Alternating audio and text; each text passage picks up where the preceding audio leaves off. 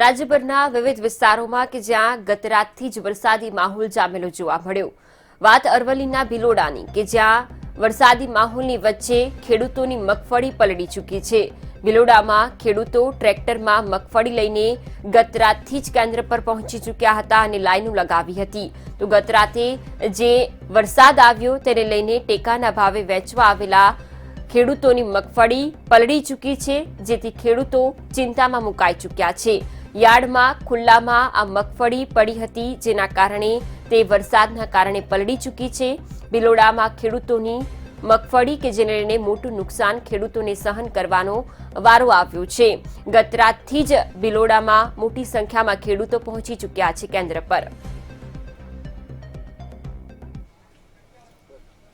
હવામાન વિભાગે જે આગાહી આપી હતી તેને લઈને અરવલ્લી જિલ્લાની અંદર મધ્યરાત્રિથી જે વરસાદ વરસી રહ્યો છે, જે વરસાદ વરસાદના કારણે જે ખેડૂતોને ઘણું એવું નુકસાન સામે આવ્યું છે। જો ભિલોડાની જો વાત કરવામાં આવે તો ભિલોડાના જે ટેકાના ભાવે જે મગફળી જે ખરીદવામાં આવતી હોય છે તે મોડી રાતથી જ અહીંયા ટ્રેક્ટરોને જે ડાલા જે સાધન હોય છે તે અહીંયા જે મગફળી ભરીને ખેડૂતો વેચવા માટે આવતા હોય છે। તેવા સમયે જે વરસાદ પડવાના કારણે ખેડૂતોનો જે માલ પલળી ગયો છે, ખેડૂતો ચિંતિત બન્યા છે, કારણ કે જે અહીંયા જે કોઈ યોગ્ય જે વ્યવસ્થા જે કરવાની હોય એ વ્યવસ્થા કરવામાં નથી આવી, તેના કારણે ખેડૂતોને અત્યારે હાલ પારાવાર મુશ્કેલીનો સામનો કરવો પડતો હોય છે।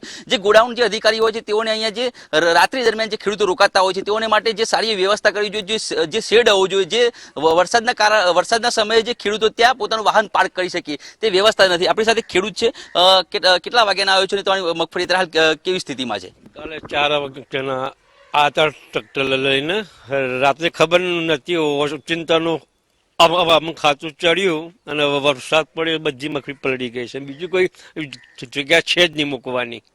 અત્યાર સુધી આટલા સમય વીતી ગયો છે તો પણ કોઈ અધિકારી કોઈ ચેકિંગ માટે આવ્યા છે? ના, બિલકુલ નથી આવ્યા, કોઈ નથી આવ્યું। ચોક્કસથી છેલ્લા 4 કલાક જેટલો સમય વીતવા છતાં હજુ પણ કોઈ પણ અધિકારી અહીંયા જે ખેડૂતોને સામે આવ્યો નથી। ખેડૂતો અત્યારે હાલ મુશ્કેલીમાં મુકાયા છે અને એક કાકા છે। કાકા, આપણી કેટલી મગફળી પલળી ગઈ છે? મારી એક ટ્રેક્ટર પર લડી ગયેલી છે। હું સાંજે લઈને આવ્યો હતો અને સાંજ પછી અહીંયા ઓફિસ આગળ બેસી રહ્યો હતો। હવે હાલ આપ અહીંયા આવ્યા એટલે રજૂઆત કરવા માટે અહીંયા આવ્યો છું એમ।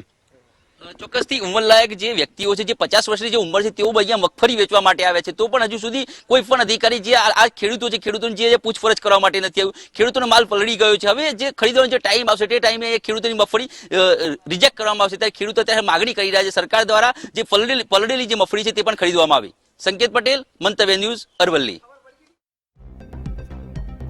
અરવલ્લીના વિવિધ વિસ્તારોમાં ગઈકાલથી જ વરસાદી માહોલ જોવા મળ્યો હતો, જેમાં ભિલોડામાં પણ ગત રાતથી વરસાદ શરૂ થયો હતો।